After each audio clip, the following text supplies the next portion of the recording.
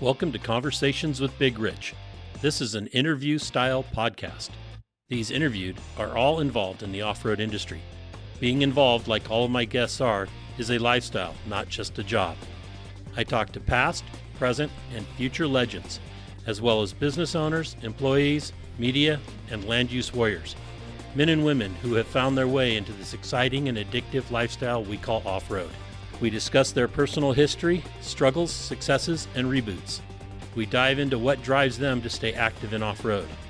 We all hope to shed some light on how to find a path into this world that we live and love and call off-road. Whether you're crawling the Red Rocks of Moab or hauling your toys to the trail, Maxxis has the tires you can trust for performance and durability. 4 wheels or 2.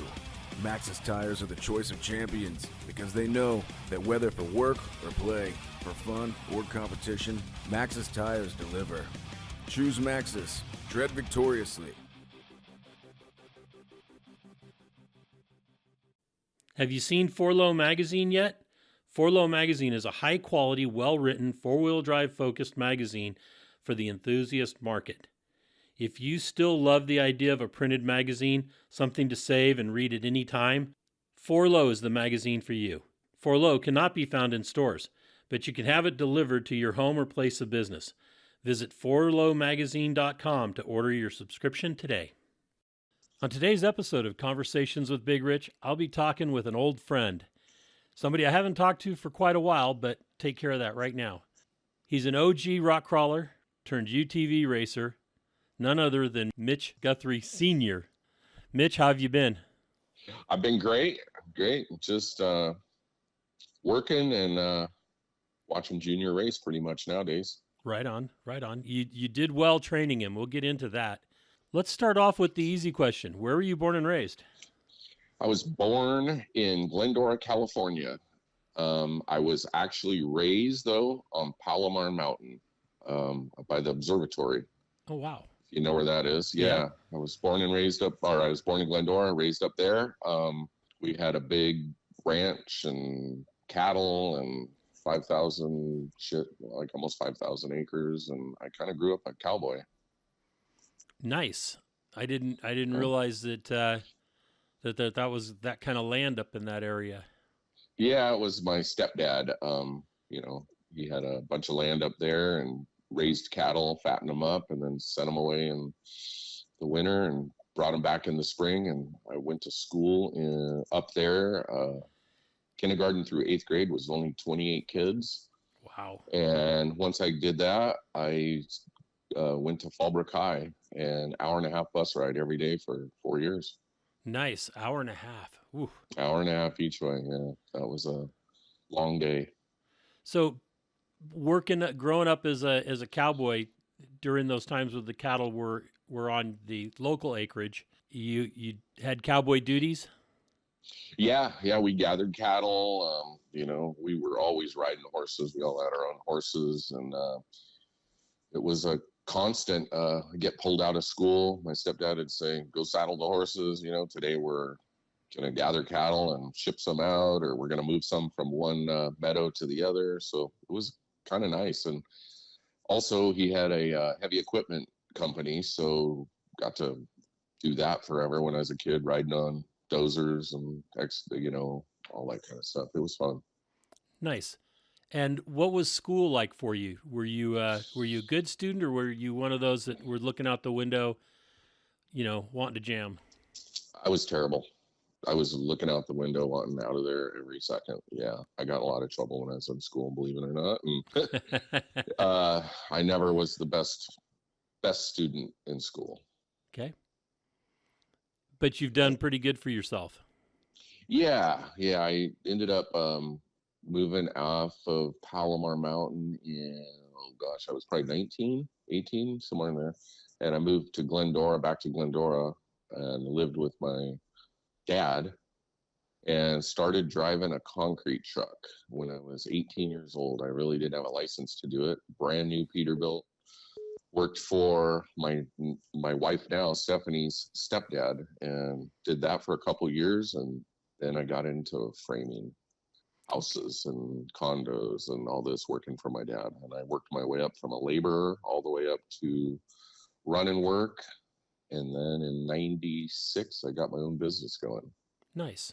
Very nice. Yeah. So that in high school with that commute to Fallbrook, was it, did you have, at some point, were you able to get off the bus and drive your own car, or? I did a little bit towards the end. I had a brand new Ford F-150 four-wheel drive. And I would drive it once in a great while because the gas, I couldn't afford gas. Yeah, that's true. I also worked up there from when I was 14 years old. I worked at a school camp. There was a few school camps up there. So get off school on Friday and then go to work Saturday and Sunday and then go right back to school. A busy life back then. Were you able to play any sports, or were you just, it was too busy with the cattle? Yeah, I didn't really play any sports. Baseball a little bit. I tried a little football at Fallbrook High, but it was just too much to go up and down the hill for my mom and me, and I wasn't really into it. Okay, fair enough. What was that high school like? With I know you probably carried on with the same attitude as a school student, but what was coming down the mountain and being the cowboy life and then going to Fallbrook? Was there a big transition there? A little bit. I mean, honestly, everybody down there was kind of surfers and stuff because Encinitas and all that's right there, and they were all surfers. So I tried to play into that role. I would kind of dress, that way, then get back home and switch back. Right. I never really was a surfer or anything, but I tried to play it that way. I did. I also did some ag classes there in Fallbrook. They had really good classes for, animals and welding. So I learned to weld there and got to be a pretty good welder, arc welder back then. Okay. So. Perfect. Okay. And then so you, at 18, 19, you go to work for your dad and you're driving concrete trucks. And yeah. It was my stepdad, or not stepdad, my wife. I'm sorry, my wife's stepdad. Okay. All right. So you were already married by then, or? No.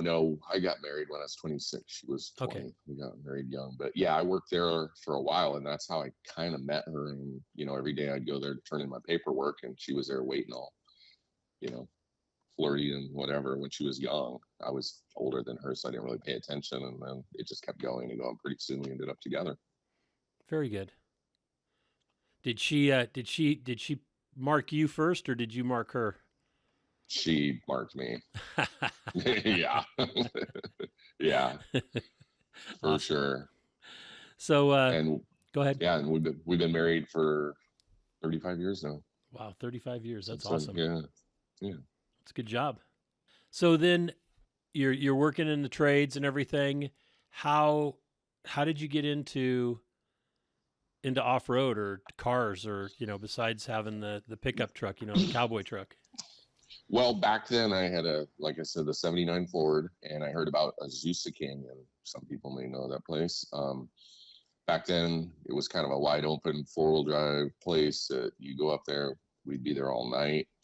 We would mudding and this and that. Well, this is kind of a cool story. We were up there going in the mud, and somebody's telling us, just go here, we'll pull you out if you get stuck, just go. And I didn't, I just started 4-wheeling. I didn't know a whole lot. So sure enough, I go in there, and then they're like, F you, we're not pulling you out, this and that. And we almost got in a fight with them and this and that. Well, guess who it was? It was John Bundrick.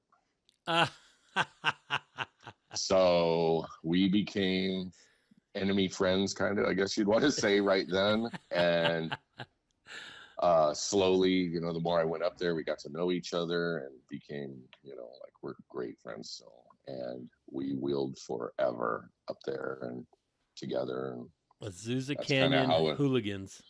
Oh yeah, it was all-nighters, and it was fun. So Bondurant, that's hilarious. Yeah, he had a Land Cruiser back then, Toyota Land Cruiser, and he was a nut. And So it made me start wanting one. I started paying more attention to Land Cruisers. So I found one, bought one, started fixing it up. Me and him became friends. We started wheeling, and our big thing was we used to go up there when it was raining. So we would do river crossings, and we'd see how deep we could go in the river. I mean, we would be floating these things, and we set them all up for water, and it was wild. We'd drive out in the middle of the lake as deep as we possibly could, and good times. That's a great story. I didn't get that kind of story when I interviewed John. Oh yeah. So that's awesome. And from Azusa Canyon and the truck and then the Toyota, where what was the evolution like?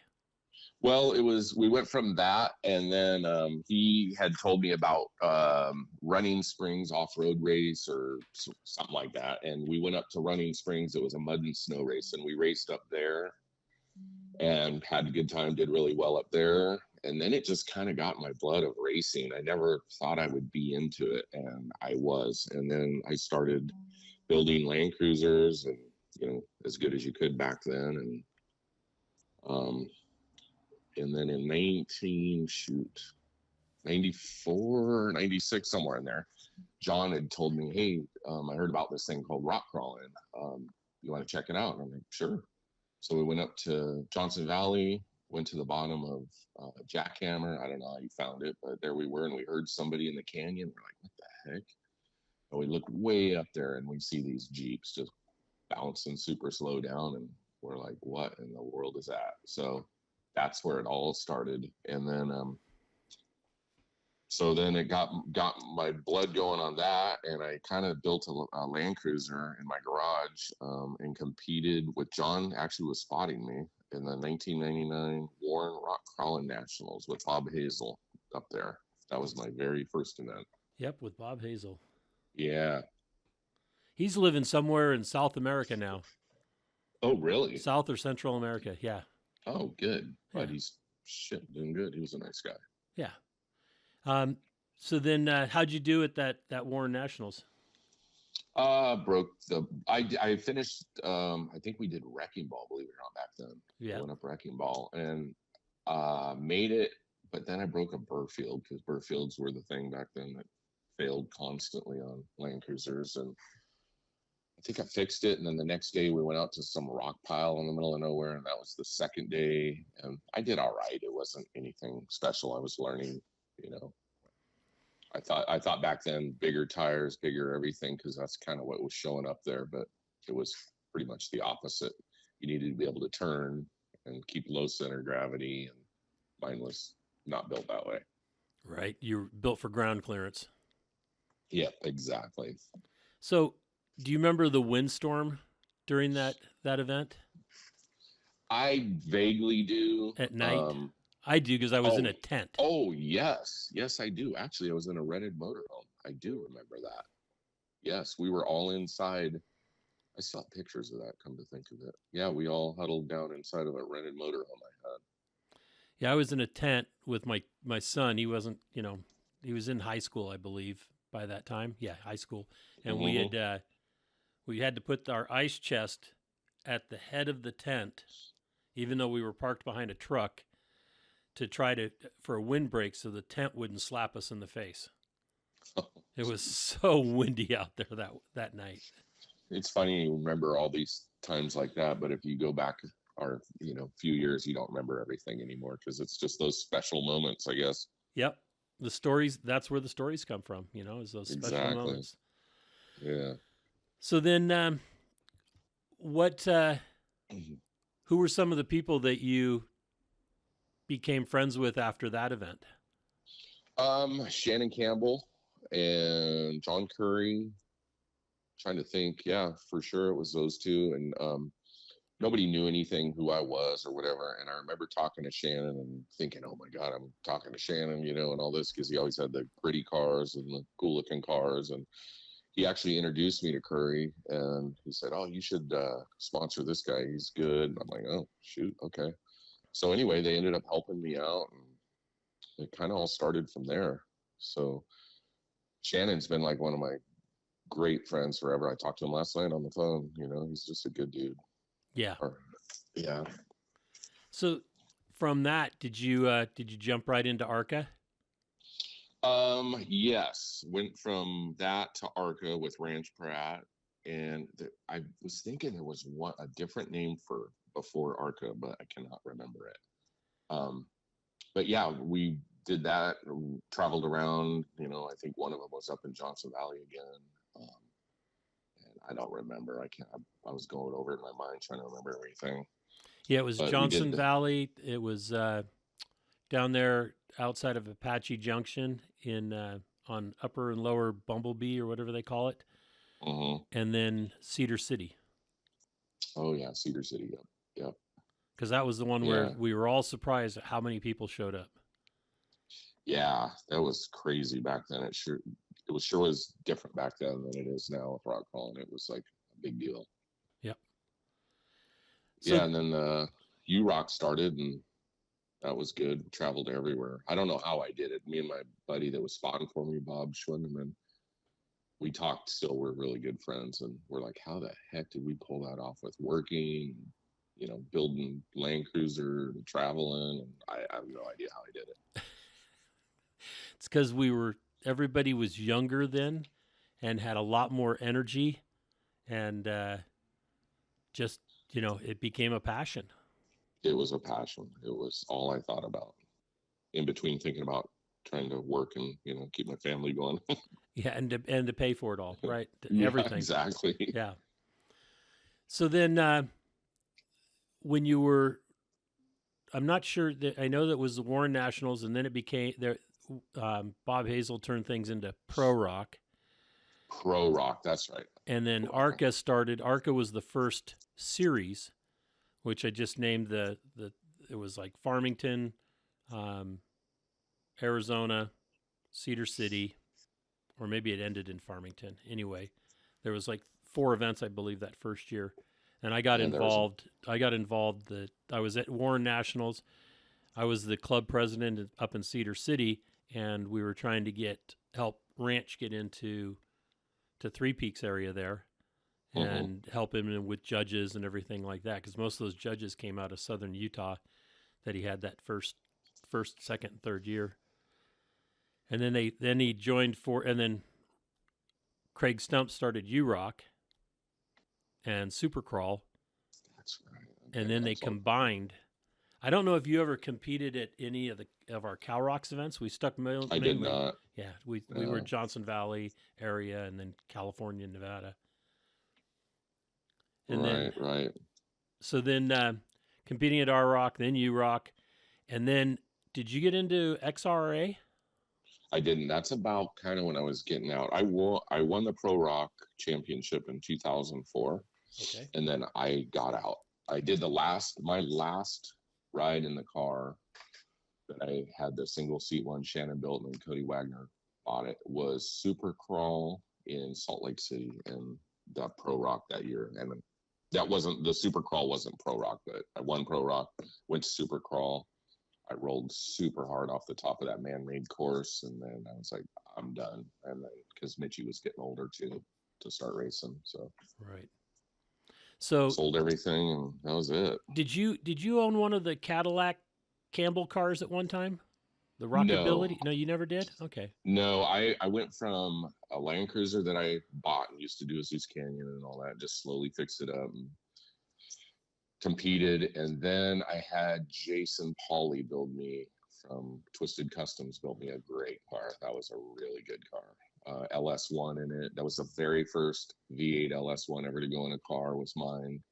Car worked awesome. And then after that, I sold that to Mark Berger. Okay, yeah. He ran that for a while. I don't even know if he still has it or who has it, but and then John Nelson came up with Tiny and started building it, and John Bennett was gonna drive it, and I was staring at it a lot. And I actually spotted for John the first race in Farmington, I believe. With Tiny? Farmington, yeah, with Tiny. Yeah. When he pulled it out of the trailer and everybody was like, that'll never work. Exactly, that was it. And then it was up in Cedar. I think it was Farmington. And John Bunner went up the first course and hurt his back. And I was like, oh no. And then John's like, you want to drive? And I'm like, sure. So I drove it and never even been in it. And that was pretty fun. They could climb anything. Anyways, after that, I started really eyeing that thing and taking pictures and measuring when they weren't looking, you know, doing all the stuff that I shouldn't have done. Drew up like a perfect, exactly what I wanted car on a paper and took it to Shannon and said, here's what I want. And sat out there for probably a week, 2 weeks or whatever while he was getting it going. And I went with a Ecotec Turbo. And then, of course, everybody said that wouldn't work. And that was a badass car. Did really good. Pulled it out of the trailer in Cougar Buttes and won first time out. So. And Nelson didn't think it would perform, correct? Oh no. Right when it pulled out, John Nelson walked over and put his hands in his hips. He was all, that'll never work. Oh my God. Great. He's usually right on everything. So. And yeah, so we had a great competitions back then, and it was fun.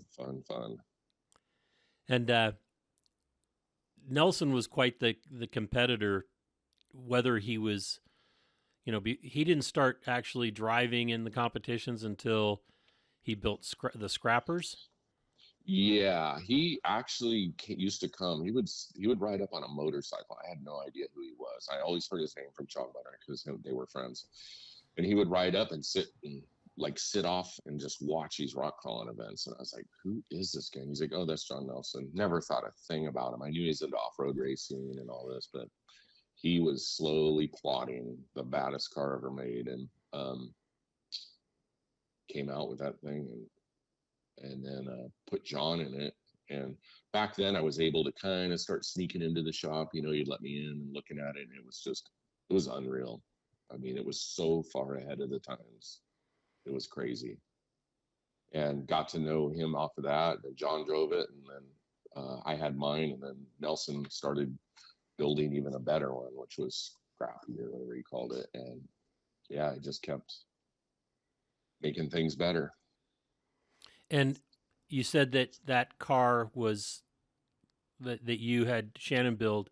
You ran it until 2004, and then you sold it to Cody Wagner? Yeah, Cody bought it. Bought my trailer, bought the car, just took everything, and that was it. Total yard sale, huh? Yeah, it was time. I don't remember why it was time. I think Mitchie was getting older and starting to race, and he wanted to do his thing, and it's just like couldn't do both. And I was gone a lot. You know, we were traveling all over. Right. So a lot of money, a lot of time, and family was getting a little older, so it wasn't the best idea anymore. And you were still working construction? Yeah, I was working construction. I had my own, like I said, I started my own. My dad just kind of upped and left in '96 and said, I'm moving to Arkansas. And I'm like, oh boy, what do? I didn't have my license, anything. So I just hunkered down, got my license, and started a business, not knowing a single thing about business. I was a great wood framer. I could do anything. I could frame, cut roofs, stairs. I did everything, but I didn't know the business end of it. So I had to learn really quick and the hard way because I had a family. Right. So, yeah. And off we went, and that was it. Started working. And then Mitchie got old enough to start racing and went that direction. What'd you start him in? We started him in trophy carts and Lucas Oil off-road racing. He actually rode with me at the Saboba Grand Prix when he was young. I was at an 800, and he rode with me and kind of got his feet wet, there. And then he wanted to race his own stuff, so started him in trophy carts, and we traveled. That was crazy. Lucas Oil off-road, and we did like 2 or 3 series one year, and he did really good at it and got faster and faster and faster. And then he aged out at 15, I believe it was, 16 right there. And he still wanted to race, but I just didn't have the money to put him in a pro buggy or pro light or any of that. So I said, well, what do you want to race? He goes, I'll race anything. I'm like, oh man, I felt horrible because all his friends were racing, the Lucas Oil stuff. So I said, okay, well, how about a Razor or something, Polaris? And he goes, yeah, perfect. I'm like, okay, I got one. And we built it and started works racing and traveling around doing that. And that's when he really kicked in and got really fast, like great driving. That was no joke. These guys were on it.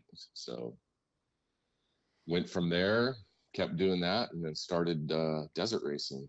And Polaris picked him up. Craig Scanlon got an eye on him from Joey D, and hired him in 2016, I believe, and off he went. Nice. So let's talk Yeah. about your UTV racing. So Okay. I remember King of the Hammers, 2009. I think it was. We put on the Dave and Jeff allowed me to put on a UTV race, which was they didn't think it was going to be anything worthwhile. They said, go ahead, do it. Just stay out of our way. So I found a day where they were empty. We set up a race, a little a shorter course, but than what they did. But it was pretty gnarly for the first time, and we actually pre-ran it in a Razor, but it was all stock, and we didn't pre-run the desert sections. I just wanted to know if it could handle the trails, so we went up. I think it was Outer Limits, and that was quite the handful. And then did a couple of the other trails. I don't even remember which trails they were, but you did pretty dang good in that race. Yeah. That was all new to me too. I had done a lot of rock crawling, so that helped a lot, not to completely thrash a car and tear it apart, the first 10 miles. So yeah, I won that race. There wasn't as many people, some people say nowadays, well, there wasn't many people back then. Yeah, but we were also in racing dinosaurs compared to now, so it all kind of equals out. Yeah, we had like 22 entries.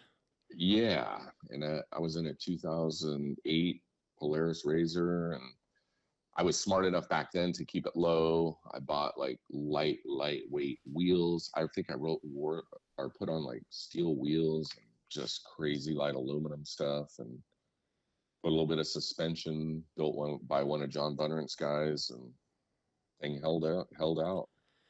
What I remember, there's a couple things I remember from that race. First of all, I had estimated what time you guys would come in, and I had to run to the finish line because you guys came in about an hour and a half earlier than I thought you would. And, Yep. We didn't have real good communications back then. It was like string and, tin cans. And I ran to the finish line just as you guys were finishing. And then the other one that I remember is, I think Casey Curry came in third, but he drove like the last 5 miles desert back in reverse. Oh yeah, I think that might have been the next year. What was it? 2010 Okay. maybe, or I don't remember for sure. I remember where he was broke. That's about it. Did you? One of the things that I noticed that you did when you raced hammers with the UTV is you didn't beat the vehicle up much. You used your winch, and you became really proficient at knowing where you were going to winch before the race and being ready for each spot. Is that pretty much what you did? Yeah, we did a lot of.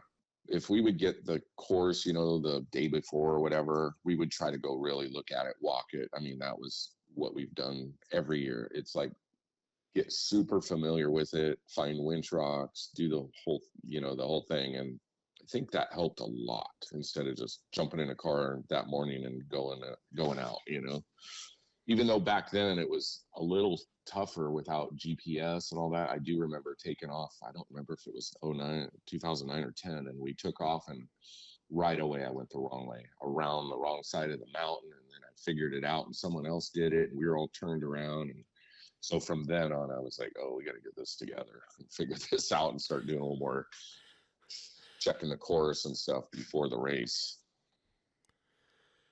So, how many years did you race King of the Hammers? I raced 2009 till 2019, 10 years. And how many wins did you have? Oh, I got it written down here. 1, 2, 3, 4, 5, 6. 6 wins. 6 wins and 2 podiums. So That's 8 times on the podium. 8 times on the podium. That's 80%. Mhm. That's pretty damn good. Yeah. And then junior has won.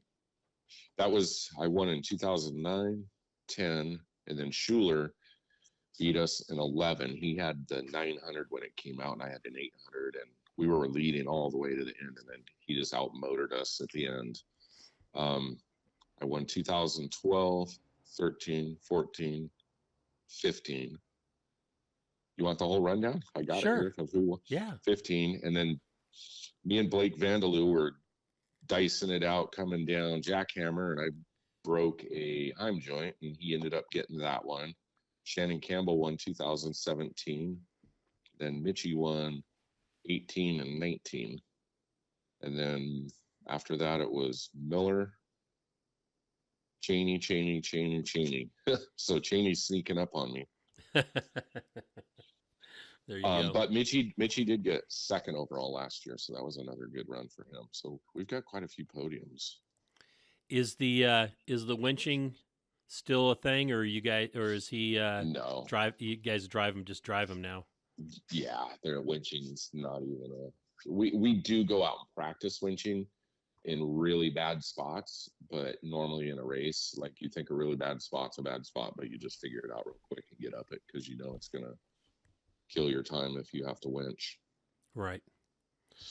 And our pre-runners, our pre-runners, I know that some other teams have really badass pre-runners, but our pre-runners are just pretty basic, so they don't climb as good as the race car.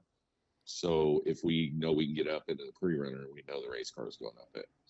So cool. Yeah. And what are some of the sponsors that helped you out through those years? Oh my gosh. Well, Walker Evans was first. Okay. I'll give them that. They've just been stood behind us forever. They're the greatest. Polaris. We've had so many. I don't even want to piss anybody off by not saying. Okay. Super ATV treated us great through the years. I would have got my list out somewhere if I would have known, but I would love to at least tell everybody thank you. And back in those rock crawling days, let's talk about some of the events. Did you go to the Vernal ARCA event, or it was UROC? I guess I did. Yeah. And yes. What did you think of that event? It was great. I remember it was really hard, really, really hard. I messed up a little. I'll never forget on that course. I had a winch that could suck in my front end, and for some reason the race started, or the course started, and I remember I had my winch sucked in, and we had some really hard climbs and breakovers, and I could not figure out why my car wouldn't work. And I forget who was spotting back then, didn't catch it either, and so it made it a really tough day or so until I figured out what was going on. What about did you hit the super crawl? You only did the one super crawl? I don't remember if it was one or two, but it was Salt Lake City with the man-made big giant climbs. Yeah. What would you say was your most favorite event site or event that you ran? Johnson Valley was fun because I knew it well. I liked Cedar City, Farmington. I would say Cedar City and Farmington were really probably the best. I like those kind of rocks, but I also like Johnson Valley, which is totally different kind of rock, but I knew it. Right. So, yeah, those were the ones I remember the most. So, what about Farmington and those huge climbs and drops? The first time you saw those, what did you think? Oh, it's crazy. Yeah. I didn't like it. I'll be honest. it was pretty scary. And then I remember Rich Hudson or something on Farmington like fell off a cliff, and I was following him. I was up next, and he went down like 30 or 40 feet upside down, and I was like, oh no, maybe I should just quit right now. But you figure it out and move on. But I liked the big climbs; they were fun, really fun, because I like a good challenge. And the climbs then were pretty much straight up big throttle assaults. Yeah, you just get back and hold on and give it all it's got and hope you end up at the top. Some of the technical ones were okay, but dodging cones and this and that wasn't like my funnest part, I should say. But it, my little buggy, the very last one, was good at it, so it made it a lot easier on me. What about man-made courses? I hated them. That's kind of one thing too. I heard they're going to man-made at Super Crawl up in Salt Lake, and I ran it up there, and I was just like, this is not my thing. I wasn't into it. Right. So you didn't run the Phoenix event? No. Firebird. Nope. Okay, you were out by then. Yeah. Like I said, Salt Lake. After the man-made course, and it was just kind of getting later in my want to win and all the time. So that's when I got out. I was like, someone's going to get really hurt on these courses. When you fall 30 feet, from the top, which I did. I was at the very top and went off the side, and luckily they had dirt and like hay bales or something there. I remember, and I landed on those, and I was like, all right, that's it. Yeah, because there's no forgiveness in concrete. No. Oh no. You'd think there wasn't in rock either, but that there is kind of in Farmington. The rock is a lot lighter. Donner is a different story because it's all granite, but you didn't get a chance to compete there. No, it looked fun up there. I'll give it that. Yeah. We're going back in with We Rock near Donner, just about 10-minute drive away this next year. So everybody's looking forward to that. Oh, that's good. Boy, the rock crawlers out there now are something else, huh? Yeah, the technology has really gone crazy. Yeah, we used to make fun of all the rear wheel steer, and now that's the thing. If you don't have rear wheel, you're not going to win. Correct. We changed the rules so that there was no penalty for rear steer, and everybody went that way. That's good. I like that. I never, even though I didn't have rear steer, I always remember the rules that they get penalized, and I thought, well, this is unlimited, so I'm not a real fan of it, but I'm not going to tell them. Right. Yeah. I remember when John Nelson came to me and said, hey, Rich, I've already talked to the other promoters, and they've all agreed that we need to allow water or something in the tires. Mm-hmm. And I said, John, that's going to make the cars much more capable. It's going to make the cars more expensive, and it's going to make the courses more difficult, to have to go more difficult. And he goes, well, water is free. And I said, yeah, but going to 40 spline and to the different metals and everything else, that we'll have to, they'll have to get stronger. You're just not, 60 chromoly 35 spline stuff is not going to cut it with water in the tires. And he goes, water's free. And then he goes to me, he goes, well, Rich, look at it this way. I'm going to put something to weight my wheels, and if I have to put $15,000 worth of tungsten welded to the inside of each rim, I'll be the only one that can do it. Yep. And how fair would that be then? And I was like, damn it, Nelson. So yeah, he was persuasive. Yeah, he was. So I went ahead and accepted the water fact. And, the courses had to get more difficult. The technology really went crazy at that point, with everybody trying to go lighter, stronger, and, different power sources for that weight. Yeah. He, John Nelson too, to backtrack to him, he helped us tremendously with our racing. He built Mitch Jr. a car, Polaris for works racing, and it was the first single seat ever built. Like, he made the cage single seat, he dialed that car in. It was a rocket ship, and he taught us a lot. He was a good dude. Yeah, he was. I was really hoping to get an interview with him, and he was putting it off, and then he accepted and said, "Okay, let's do this." And the day of the interview that morning, I got a call, and he canceled. Didn't want to do it, and then wasn't too long after that he passed.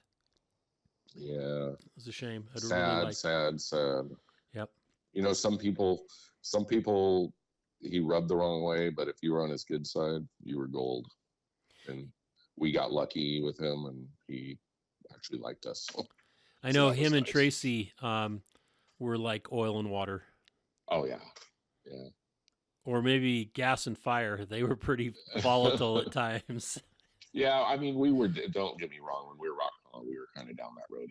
We weren't big fans of each other because we were competing, you know, and right. trying to find that extra edge, which he always had. You know, he had it figured out way more than I did, but I would figure out ways to try to beat them. But what a good dude. Sad he's gone. So, who were the guys that you loved to compete against, and you preferred not to compete against? Oh gosh. First would be John Bundren, probably because he was a friend of mine, and it was just kind of awkward, you know. At sometimes we became a little, I don't know, off towards each other because we were competing, you know. I mean, it's a lot of money back then. You could win some good money back then, right? And John Nelson, of course, when he was competing. The people I like or were like scared of them beating me. Which part are you talking about? That I like or don't like? Well, the don't like, I'm assuming, is the guys that that were the heaviest competition. Oh, there was, you know, Jason Pauly, Tracy Jordan, Shannon Campbell. All those guys were really good. You know, and there's a lot more. I can't remember all their names. I know their faces, but there were some crazy people. Chris Durham was a nut. Shoot. Yep. Remember him? Oh yeah. Kenny. You know what? Back then, everybody was good. It wasn't like there was people that weren't good. So anytime someone lined up, you were like, "Oh, they're gonna probably do pretty good, but I got to figure it out and do it better." Right. Yep. So. Do you miss those rock crawling days? You know, I guess because I'm older, I don't, because I don't want to get hurt. Back then, I never even thought about it, thank goodness. So it made it fun, but now I don't miss it. I love rock crawling still. I love getting in a Polaris Razor and just like Johnson Valley when it's before King of the Hammers and Mitchie's gonna race. Like, my favorite is that week because I get to drive the shit out of the courses with him. Or, you know, drive, I shouldn't say courses, but all the trails. We just try to cover every trail. So then when the course is released, like whatever, a day or so before, you know them all in your head. You just start hitting those. But it's like the driving to me in the rocks is still just really fun. That's awesome. And how old is Mitchie now? 28. 28. Okay. He'll be married in 2 months. Oh, he's getting married. Excellent. Yeah. He actually just landed in Morocco just a few hours ago. He's a little traveler now, you know, races for Red Bull, so he travels all over now. Is he going to eventually do Dakar, you think? Yeah, he's already done Dakar. Oh, he did? He's done Dakar? Okay. Oh, yeah. Yeah, 3 times. Oh, I guess I've missed that. Sorry about that. Yeah. He's raced Morocco, Argentina, Dakar. I can't name them all, but yeah, he's done a lot of races internationally. Nice. And so what's on the future for Mitch Sr.? Well, try to retire someday, work until I can't work anymore. And I go to the river a lot. I love boating. I like going to Mitchie's races over here, you know, all the desert races, and his shop's really close to my house. It's just a couple miles. So go over there and bug them when they're in there. And that's it. I'm a granddad now. So we'll guys over at our house a lot. He's fun. And that's kind of it. Sweet. Yeah. And what would you say to somebody that is out there wanting to get into off-road, whether it's rock crawling or racing or whatever? What would be your words of wisdom or advice? Don't give up and follow all the smart guys. Look at everything that the people that are winning are doing. That's what I've done and Mitchie has done. I've kind of taught him to do. But yeah, you just gotta keep trucking even when it gets bad. Because those that are winning, those that have winning have got something figured out. Yes, pay attention to those who are winning. Perfect. Yeah. Well, I think we've covered a lot. Go ahead. One more thing is be humble. Don't be a know-it-all. Listen and be humble. Nobody likes a know-it-all out there. That's for darn sure. Right. Be a good winner and a good loser. A good winner. Yes. 100%. That's kind of hard to do sometimes. Yeah, it is. It is. You watch people that are, doing well and they aren't very humble about it. That's kind of a turnoff. Yep. Yeah, for sure. That's why I never competed. Yeah. Yeah, I'd never competed in motorsports. There was other things that I competed in, and I was never a very good. I was probably a worse winner than I was a loser. Uh-oh. I'd rub it in people's faces and things like that, and yeah, might have led to a couple of parking lot confrontations, things like that, because of my attitude. And I just realized that I'm not a competitor. I'm better off on the side that I chose, right, promoting and organizing, than I am out there as a competitor. Right. So what are you doing now? Semi-retired from the rock crawling. I've got a partner that's running We Rock Boots on the Ground. In fact, this weekend is Grand Nationals in Farmington. Mm-hmm. And, but we're helping behind the scenes, organizing, getting things ready for the events, and still working with the marketing partners, that kind of thing. We've got For Low magazine that we publish, which is a print magazine, and only one of two still on the market. Crawl magazine is one of them, and then us. All the rest of the magazines kind of went away with because of Motor Trend and their change of philosophy. Right. And doing the podcast and working other people events. And then I'm on the board of directors for the Off-Road Motorsports Hall of Fame and also for the Rubicon Trail Foundation. Wow. You're busy. Yeah. That's nice. For being semi-retired, I seem to have a lot of irons in the fire. Yeah, that's not really retired, so. It's just not the physical work that I used to do. Right. All the setup and tear down. Yeah. Well, I thank you for thinking of me still. And shit. Absolutely. Nice. You've been on my list for a while. Well, appreciate that. Yeah, and I hope I tried to cover everything the best I could. I'm sure I forgot a ton, and sponsors. It's just hard to remember everything right now unless I had it written down in front of me. But absolutely. Thank you. Yeah, thank you so much. And thank you, Mitch, for spending the time and talking about your life in rock crawling and racing. And I hope everything for the best for your family in the future. Thank you. Same to you. I appreciate it. All right, you take care, and I'll let you know when we release this. All right, thank you again. All right, take care. Bye-bye. Bye. Well, that's another episode of Conversations with Big Rich. I'd like to thank you all for listening. If you could do us a favor and leave us a review on any podcast service that you happen to be listening on, or send us an email or a text message or a Facebook message, and let me know any ideas that you have, or if there's anybody that you have that you think would be a great guest, please forward the contact information to me so that we can try to get them on. And always remember, live life to the fullest. Enjoying life is a must. Follow your dreams, and live life with all the gusto you can. Thank you.